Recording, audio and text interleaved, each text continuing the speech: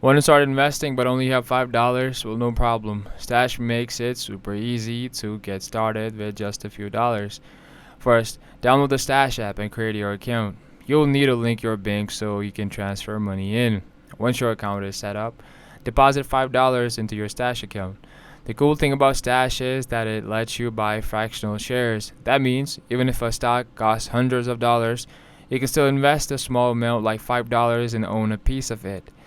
Next, explore Stash's curated investment options. They have themed ETFs and stocks organized by goals like growth, income, or social impact. If you're not sure where to start, pick one that fits what you care about. After you select your investment, confirm your purchase, and Stash will invest your $5 immediately. You can also set up automatic deposits to keep investing regularly without having to think about it. This builds good habits and helps your money grow over time. Remember, the key to successful investing is consistency and patience. Starting small with $5 is better than waiting for the perfect time or more money. If you found this helpful, hit like and subscribe for more beginner investing tips. Got questions? You drop in the comments and I'm here to help.